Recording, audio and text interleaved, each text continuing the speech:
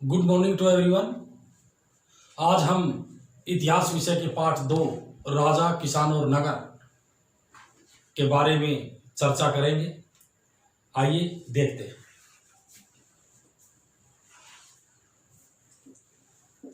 Last chapter हमने पढ़ा हड़प्पा सभ्यता। हड़प्पा सभ्यता का पतन हुआ और पतन के बाद इतिहासकार बताते हैं कि वैदिक सभ्यता फली फूली। वैदिक सभ्यता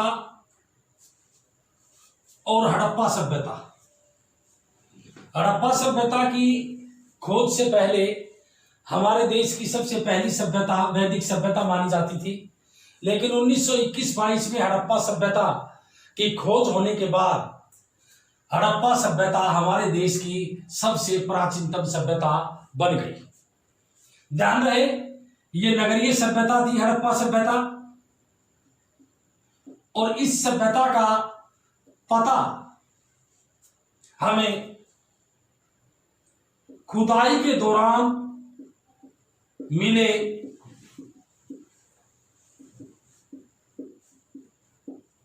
अवशेषों से चलता है।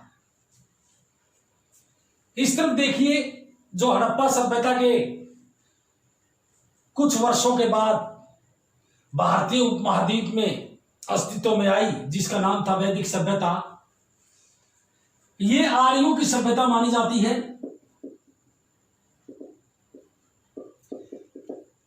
इसमें आर्यों के जीवन शैली, क्रियाकलाप, पहनावा, उन के बारे में हमें जानकारी मिलती है। जो वैदिक सभ्यता है, इसको 2 कालों में विभाजित किया है। पहला काल है ऋग्वैदिक काल, दूसरा है उत्तर वैदिक काल।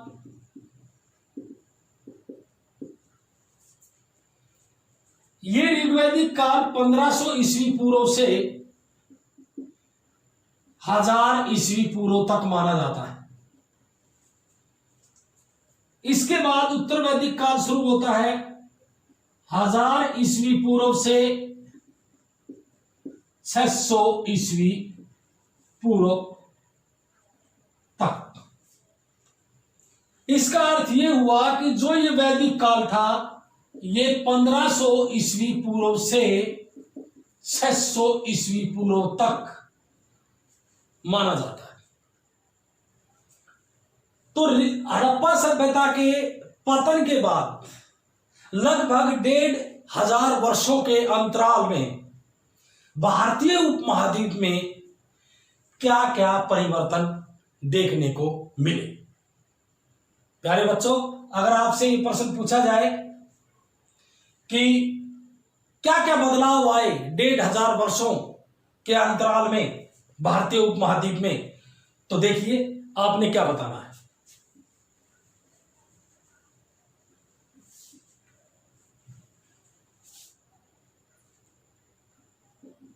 भारतीय उपमहाद्वीप में परिवर्तन। पहला, ऋग्वेद। सिंधु नदी और उसकी उपनदियों के आसपास रहने वाले जो लोग थे, उन्होंने ऋग्वेद का लेखन कार्य शुरू कर दिया।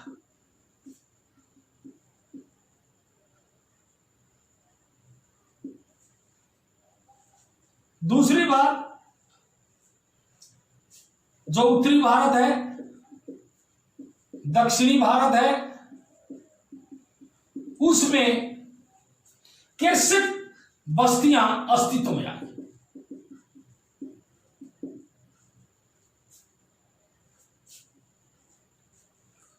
जो दक्षिणी भारत है, उसमें चरवाहा बस्तियों के भी प्रमाण मिले।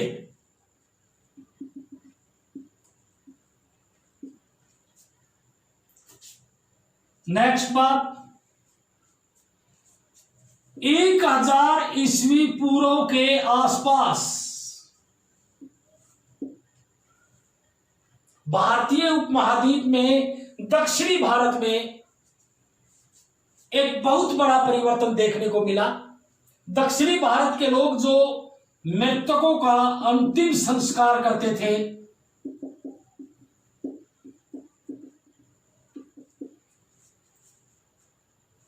उसमें बड़े बड़े पत्थरों का प्रयोग करते थे, जिसको नाम दिया गया महापाषाण।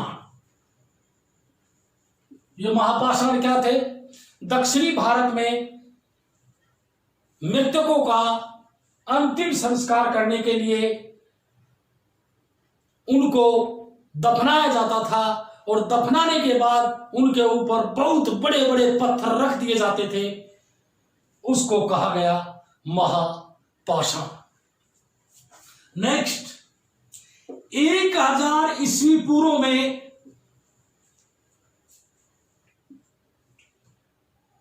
लोहे के बारे में लोगों को पता चला। लोह तकनीकी शुरू हुई, जबकि हड़प्पा सभ्यता जो एक नगरीय सभ्यता थी, उसमें भी लोहे के बारे में उन लोगों को कोई जानकारी नहीं थी। लेकिन इस वैदिक सभ्यता के लोग, यानी कि आर्य, लोहे के बारे में जानकारी रखते थे। तो लोहे के बारे में जानकारी प्राप्त हुई। ये थे हड़प्पा सभ्यता के पतन के बाद भारतीय उपमहाद्वीप में 1500 वर्षों के अंतराल में जो परिवर्तन हुए, वो इस प्रकार से आपने याद कर ले। उसके बाद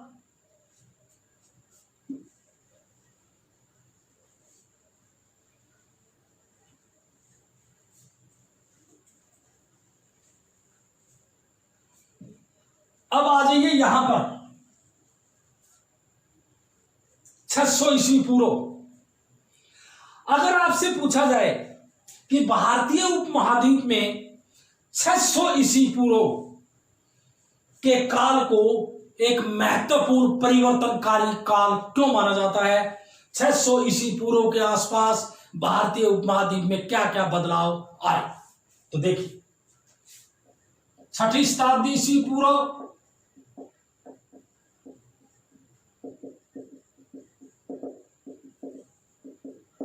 में बदलाव। देखिए, जो लोहे के बारे में 1000 ईस्वी पूर्व में प्रयोग होना शुरू हुआ था, उस लोहे का प्रयोग 600 ईस्वी पूर्व में बहुत ज्यादा बढ़ गया। लोहे के प्रयोग में बहुत ज्यादा बढ़ोतरी हुई और लोहे के बड़ी बड़ी औजार और लोहे के बड़े बड़े हथियार बनने शुरू हो गए। एक ये परिवर्तन देखने को मिला। तो लोहे का बढ़ता हुआ प्रयोग।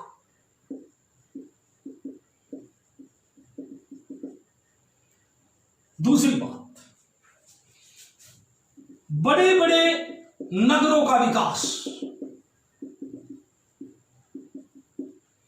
ये परिवर्तन भी 600 ईस्वी पूर्व में देखने को मिलता है। नेक्स्ट,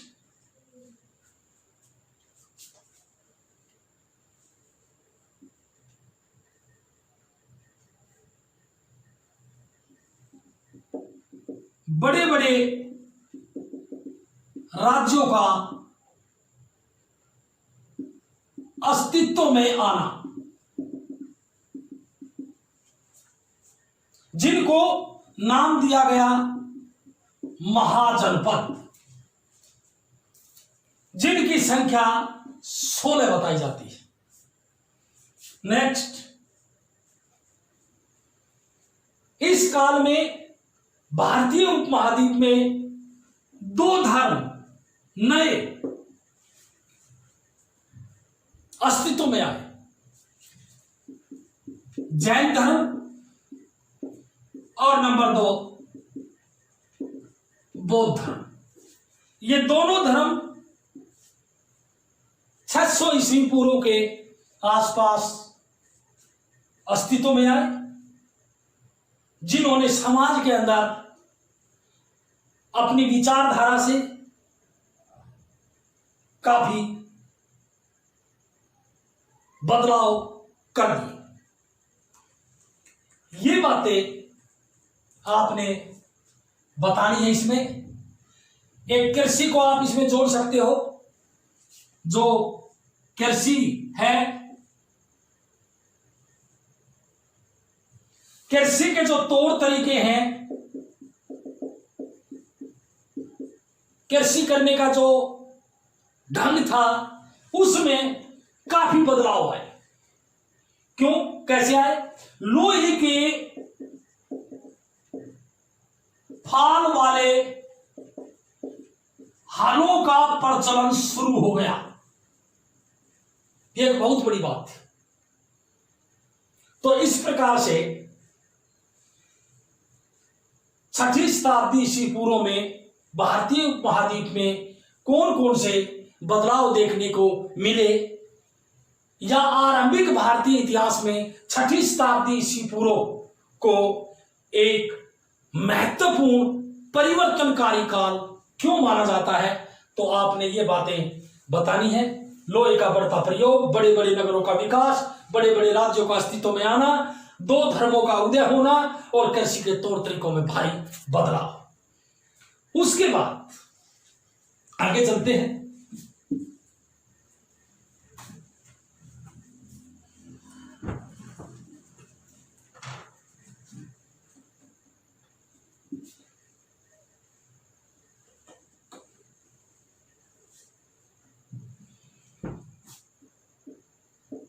सौ ईस्वी पूर्व में मैंने आपको एक बदलाव बताया,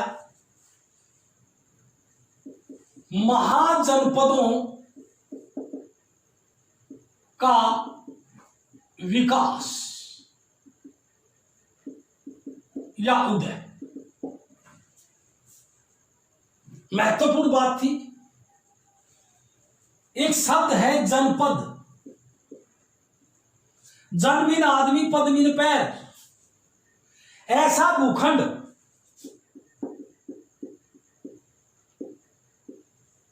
जहां जन माने आदमी, जहां लोग या आदमी अपना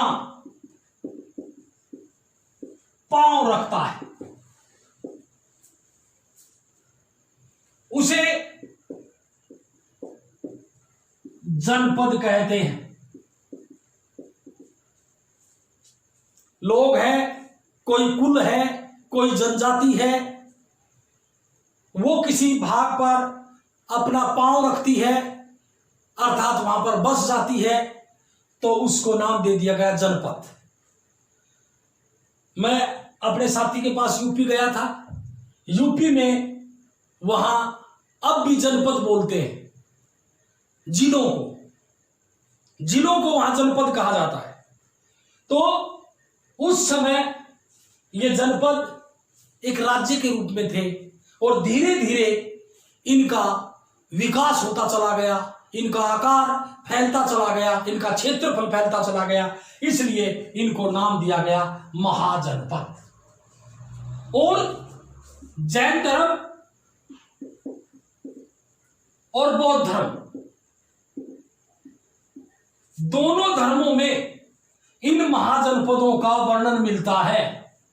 जैन धर्म में भी 16 महाजनपदों का वर्णन मिलता है और बौद्ध धर्म के जो ग्रंथ है उनमें भी 16 महाजनपदों का वर्णन मिलता है।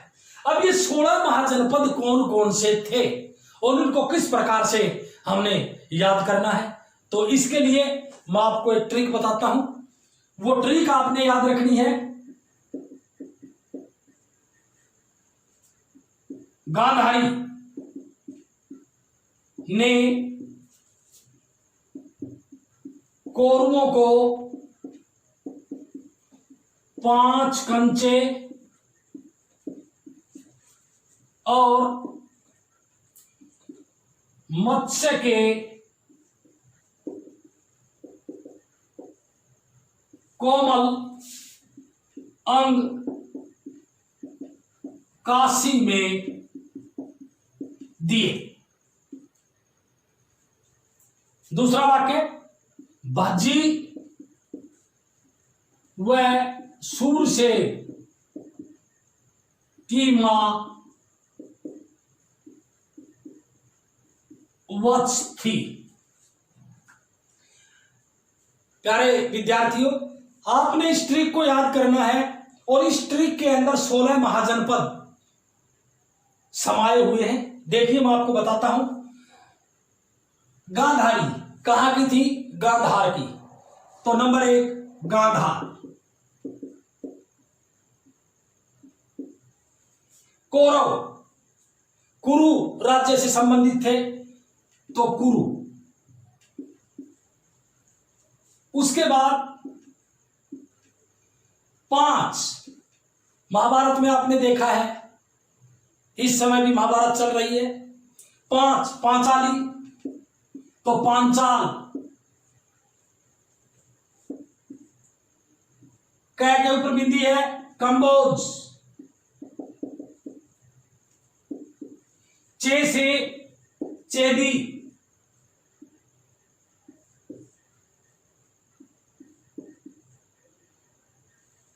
मत्स्य,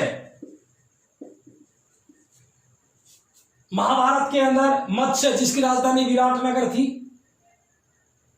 अर्जुन ने भी एक विराट युद्ध लड़ा था। यह वही मत्स्य है जहां पर पांडवों ने अपना अज्ञातवास का समय बिताया था। उसके बाद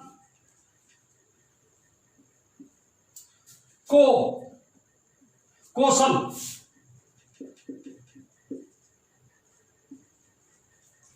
मल,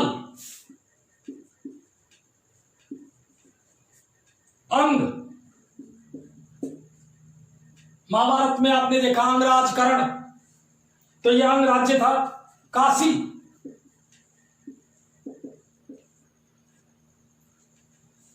यहां तक ये 10 हो गए। उसके बाद भज्जी, आपने क्रिकेट में देखा होगा, हरभजन सिंह को भज्जी कहते हैं उसको, तो बह का वह बना दो वज्जी। सूरसेन,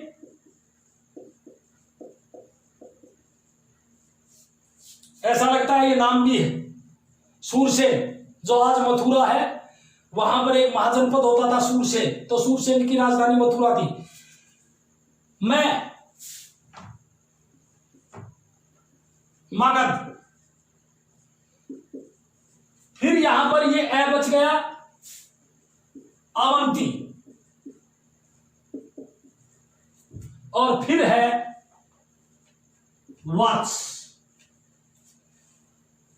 ये महाजनपद जो मैंने आपको 15 बताए हैं, ये उत्तरी भारत में थे। एक महाजनपद जो इस ट्रिक में आपको दिखाई नहीं दे रहा है, और अगर आप इसमें से निकालना भी चाहो, वहां याद करना चाहो तो वहां भी याद कर सकते हो। ऐसे अवंती बताया तो ऐसे अस्मक हो गया, लेकिन इसको अलग याद रखना है आपने, क्योंकि दक्षिणी भारत में एकमात्र जो महाजनपद था उसका नाम था अस्मक।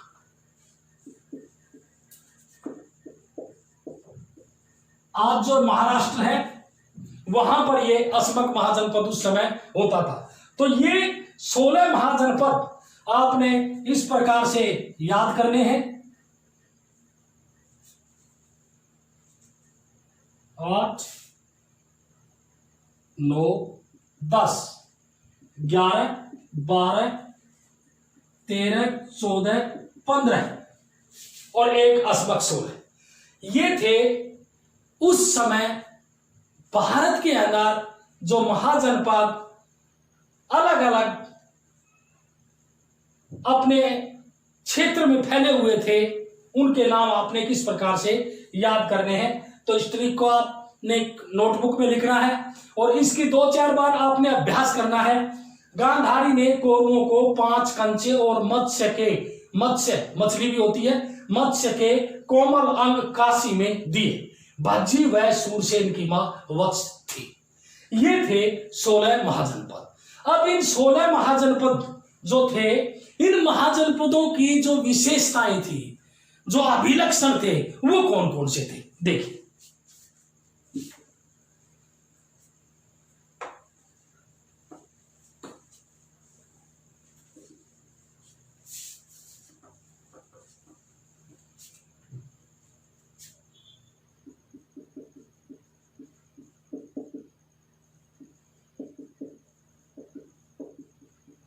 महाजनपदों के विशिष्ट अभिलक्षण या विशेषताएं। बहुत ही इंपॉर्टेंट क्वेश्चन है ये। कई बार एग्जाम में पूछा जाता है कि महाजनपदों की विशेषताएं बताइए, अभिलक्षण बताइए। देखिए, आज की दुनिया को देखें तो किसी देश में राजा ही शासन चला रहे हैं और किसी देश में प्रजा शासन चला रही है। हमारे देश में प्रजातंत्र है। तो उस समय भी जो महाजनपद होते थे, उनमें जो शासन व्यवस्था होती थी वो 2 प्रकार की फैली हुई थी, अलग अलग। तो राजतंत्रात्मक शासन प्रणाली,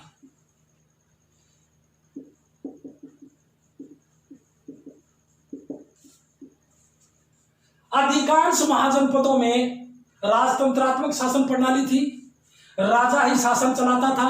राजा के मुख से ही निकले हुए जो शब्द होते थे वही प्रजा के लिए कानून होते थे। दूसरी बात, कुछ महाजनपद थे जिसमें गणतंत्रात्मक शासन प्रणाली थी, जिसमें गण और संघ पर आधारित शासन था।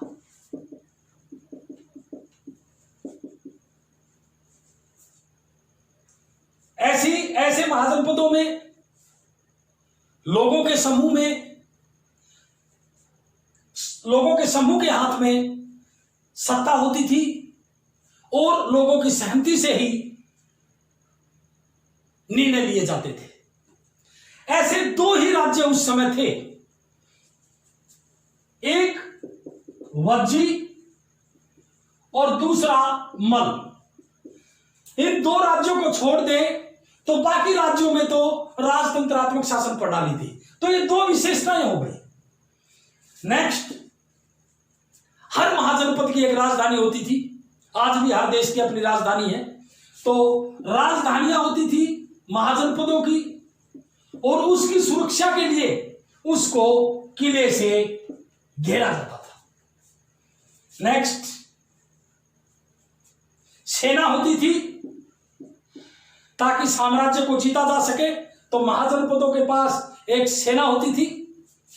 नेक्स्ट, महाजनपद जो थे वो साम्राज्यवादी थे। साम्राज्यवादी मीन्स